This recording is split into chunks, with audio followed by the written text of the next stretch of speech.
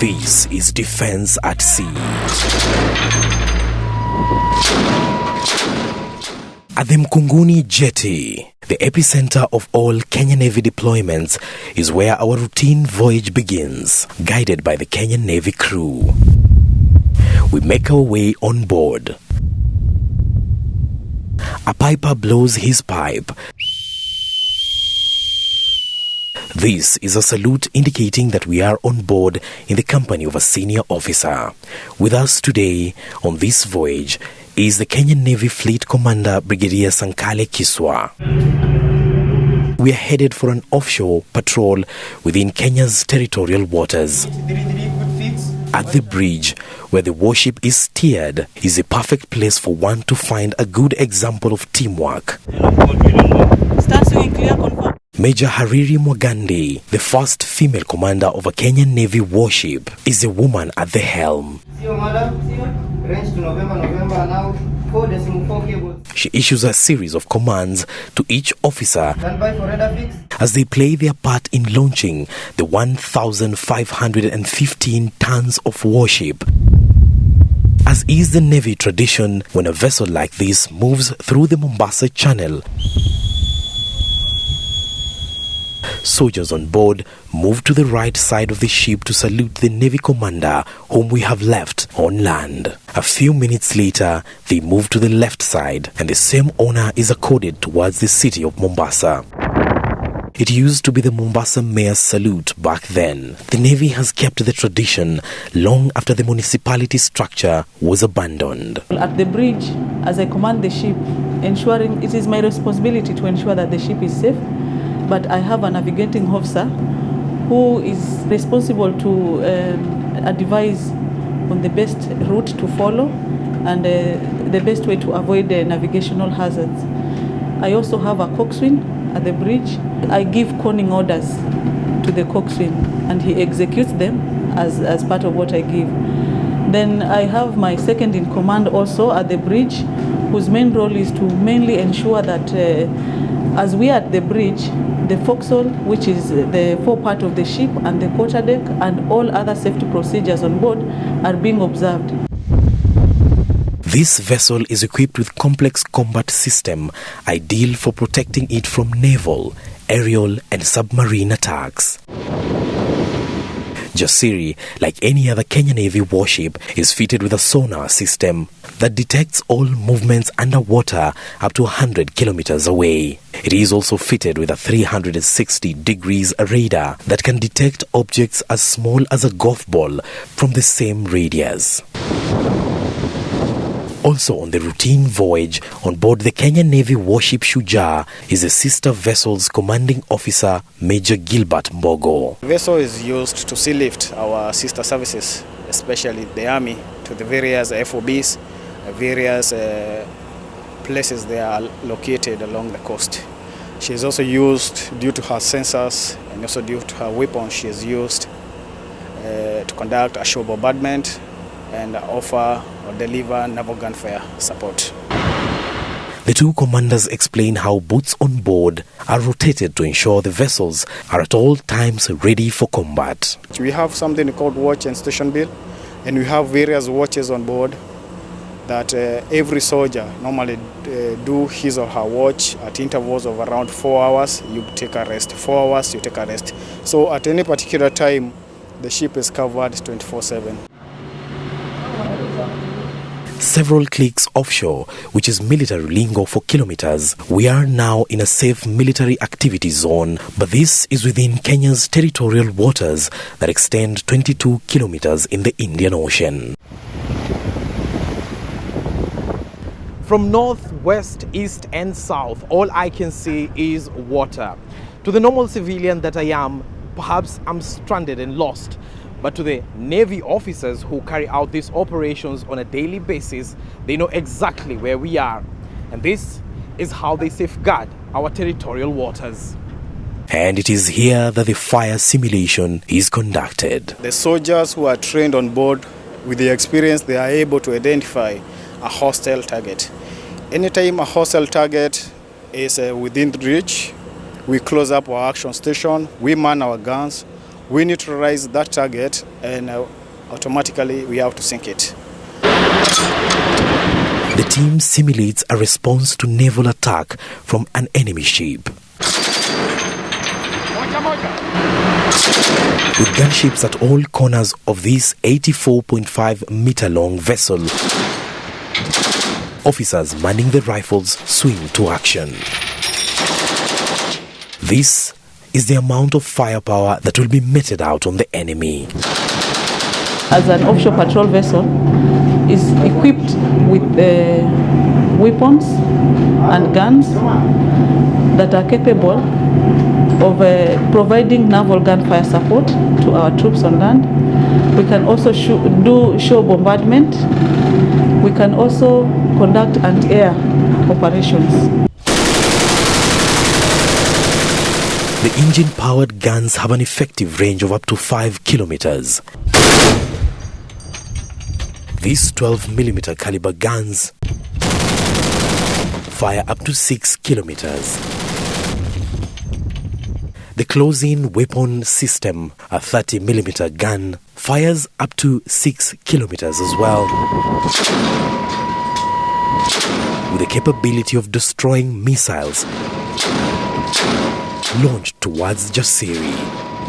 It fires 6 rounds at a go. This firepower can sink an enemy vessel within minutes. When push comes to shove, the command will be issued for this Bofors gun, a 57mm caliber with a maximum range of 15 kilometers.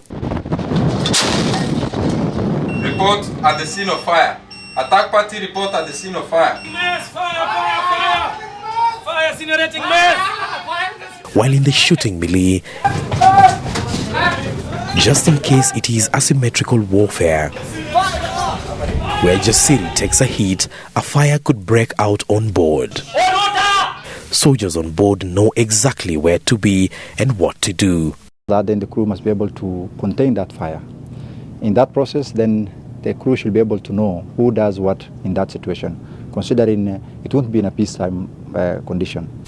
Among the numbers on board, there is a contingent specifically trained to firefight. Geared up in their firefighting attire, they swing into action. Minutes later, the fire on board has been contained.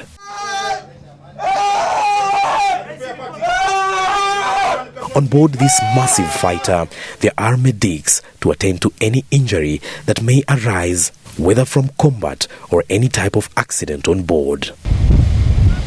I provide medical care to the crew on board. I attend to emergencies that arise while we are sailing.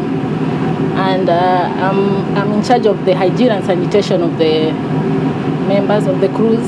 The ship is taking water! Lake stoppage party report at the scene of flooding. Lake stoppage party report at the scene of flooding. In case the warship takes a hit and water begins to seep in, then the team quickly swings into action to seal the leakage and secure the vessel. The ship is floats freely, meaning there's a certain part of the ship that's below the waterline.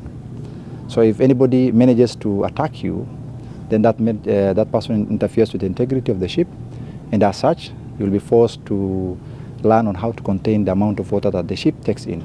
And when the situation escalates and the vessel has taken in more water than it can handle, then the 59 servicemen and 7 officers on board have to abandon the vessel. This too is anticipated and there is a protocol in place. And here, it is a matter of service beyond self. As you go on, the weaker persons are between, not the first ones or the last ones.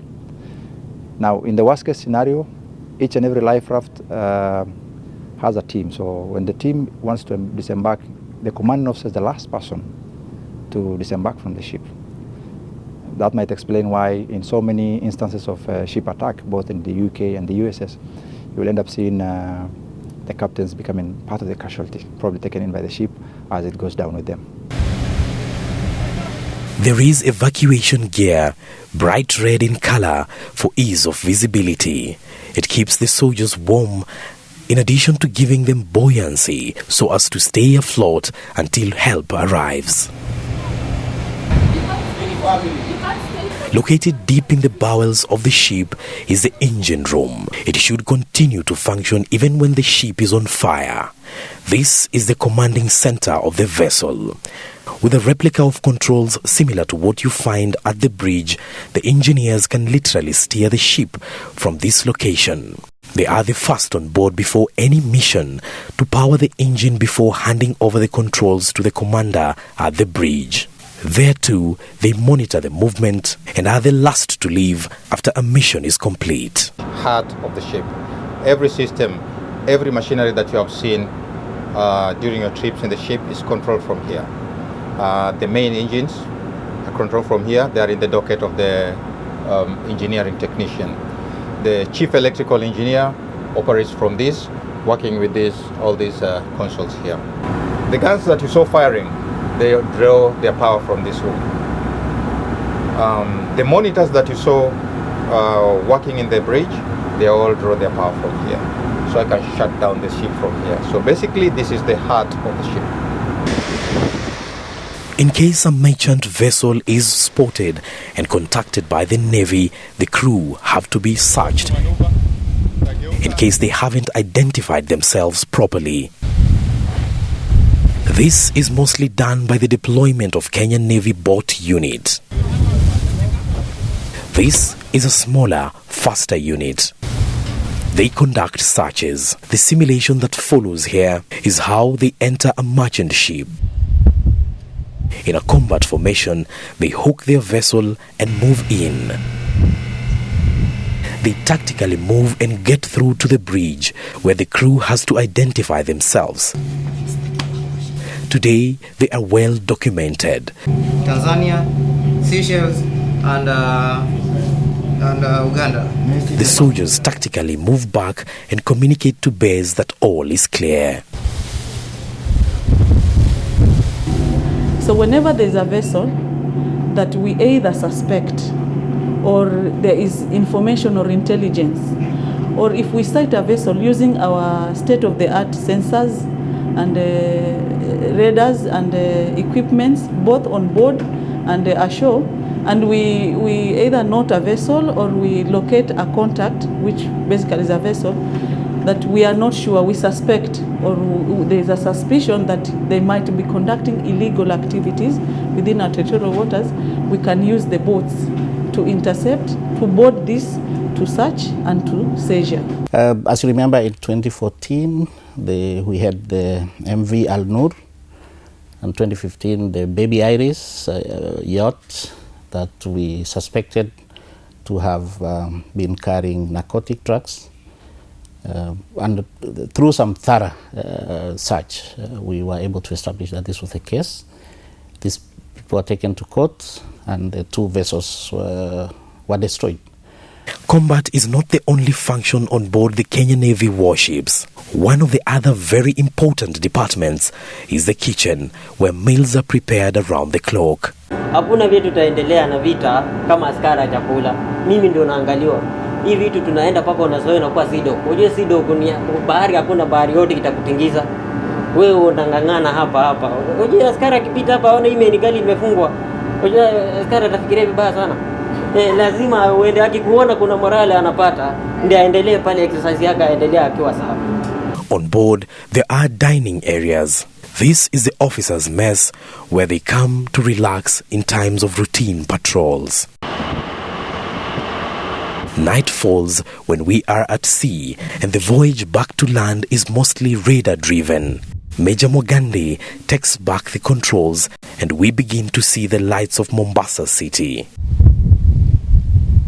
We arrive on land, having learned that there is more to the Navy than the 21-gun salute. This is a contingent that lives up to its motto, Jasiri Baharini.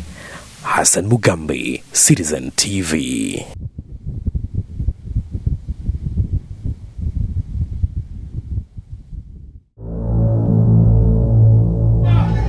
Fire incinerating men! This is Defense at Sea.